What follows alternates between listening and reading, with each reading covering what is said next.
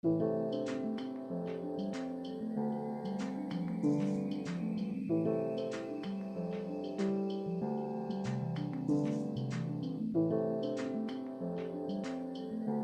día, mi nombre es Manuel Núñez.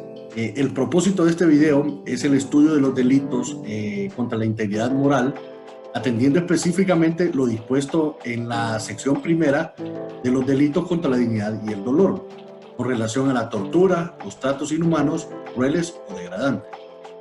Bien, en consideración de que Honduras es un estado parte de la Convención contra la Tortura y otros tratos o penas crueles, inhumanas o degradantes, y posterior a muchísimas asambleas legislativas, pues tiene a bien el decretar la ley del Mecanismo Nacional contra la Tortura y otros tratos crueles, inhumanos o degradantes, ¿verdad?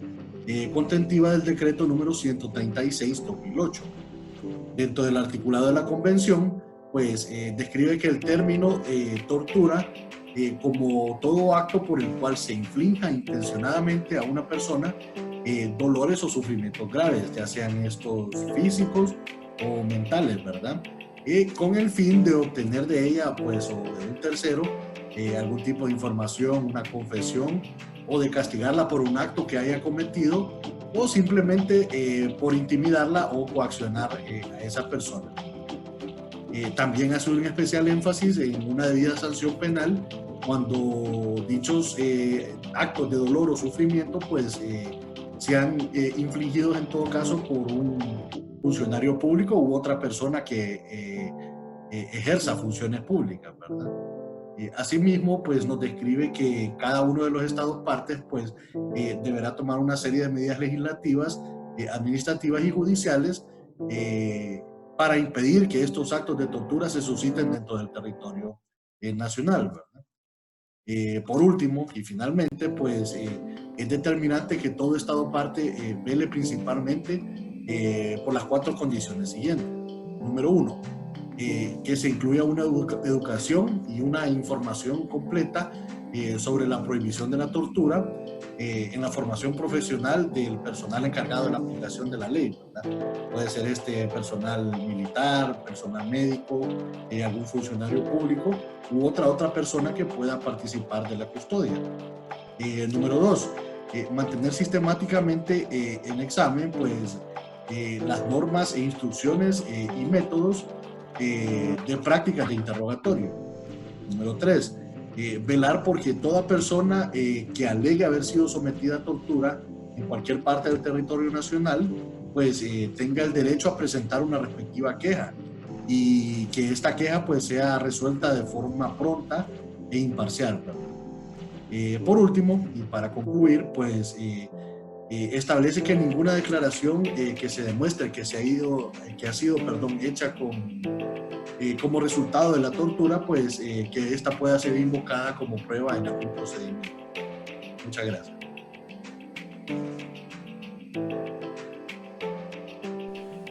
Buen día, mi nombre es Silvia Salgado y voy a continuar con nuestra exposición. En esta oportunidad les voy a hablar acerca de la Ley de Mecanismo Nacional contra la Tortura, otros tratos crueles, inhumanos o degradantes.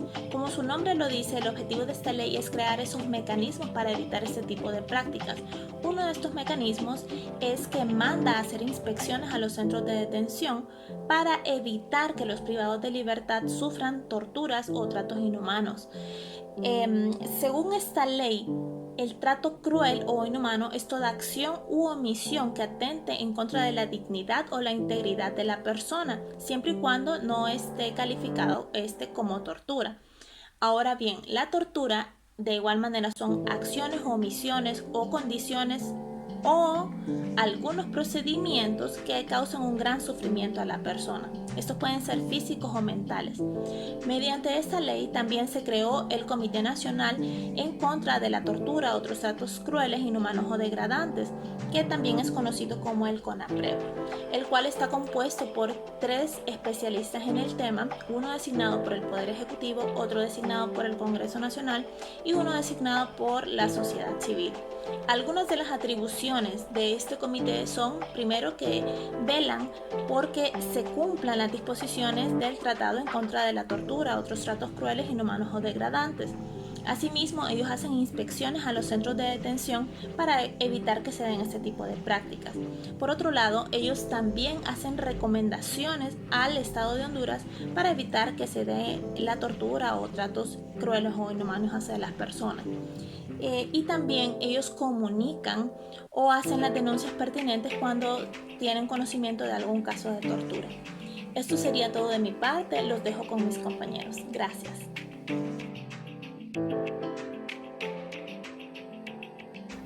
Hola, soy Ronnie Romero y en esta ocasión les voy a hablar de forma breve cómo regulaba el Código Penal anterior las coacciones y las amenazas y algo sobre la tortura.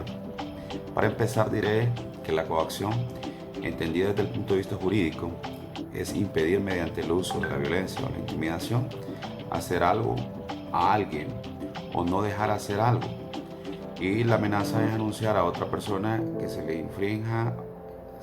infringirá un mal, siendo este dependiente de la voluntad del actor de la amenaza. ¿En qué radica la diferencia? La diferencia es que la amenaza es un ataque al proceso de formación de la voluntad, es decir, que se decide lo que uno quiere o no quiere que haga la persona, mientras que la coacción es un ataque a la ejecución de la voluntad. O sea, aquí se define hacer una actividad o un proceso ya definido, o sea, ordenar a la persona que haga ciertas cosas que van en contra inclusive de los procedimientos legales. El Código Penal establecía que la coacción la comete el que, sin estar legítimamente autorizado, impide a otro con violencia hacer lo que la ley no prohíbe, o la complaciere a ejecutar lo que no quiera, sea justo o injusto. Quien comete este delito de coacción, según el código anterior, sufriría una reclusión de 3 meses a 2 años de prisión. Asimismo, el agente de autoridad o funcionario que para obtener la confesión de ser responsable del determinado delito amenazare con violencia física, moral a alguna persona, la ley establecía que sería sancionado con una reclusión de 3 meses a 1 año e inhabilitación por el ejercicio de los cargos o funciones públicas de 1 a 4 años.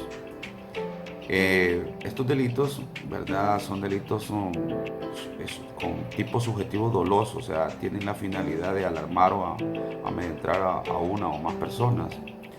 La ley también señalaba que comete, en el caso de tortura, ¿verdad?, el empleado o funcionario público u otra persona en el ejercicio de funciones públicas que, abusando de su cargo o con el fin de obtener, ¿verdad?, una confesión, información de cualquier persona o de castigarla por cualquier hecho que haya cometido o se sospeche de que haya cometido, o por cualquier razón basada en algún tipo de discriminación, la someta a condiciones y procedimientos que, por su naturaleza intimidatoria, coactiva o por el empleo de la fuerza material, le supongan sufrimientos físicos o mentales, la supresión o disminución de las facultades o el conocimiento, el discernimiento o decisión de cualquier otro modo de atender en contra de su integridad moral.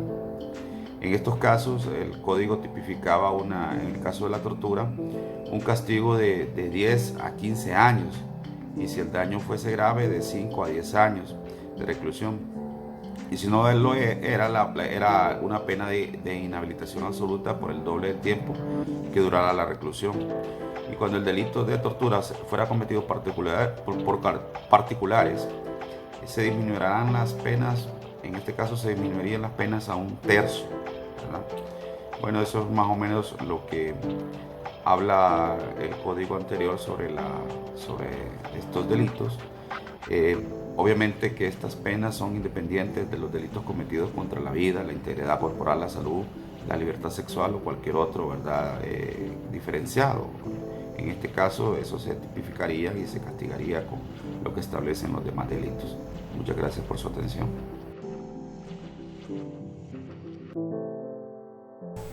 Buenas noches, abogados. Mi nombre es Juan Alberto Núñez. El día de hoy vamos a ahondar más con respecto a los delitos contra la integridad moral, específicamente el delito de tortura.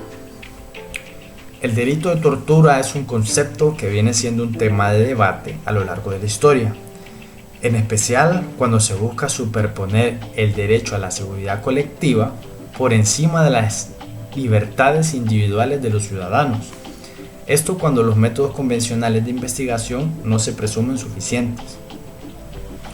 El Código Penal de Honduras lo regula en su artículo 216, donde establece lo siguiente: comete tortura el funcionario o empleado público que en el ejercicio de su cargo y con el fin de obtener una confesión o información de cualquier persona o de castigarla por cualquier hecho que ha cometido o se sospeche que ha cometido por cualquier razón basada en algún tipo de discriminación o con cualquier otro fin, somete a esta o a condiciones o procedimientos que por su naturaleza intimidatoria o coactiva le ocasionan sufrimiento, una situación de humillación o la supresión o disminución de sus facultades de conocimiento, discernimiento o decisión.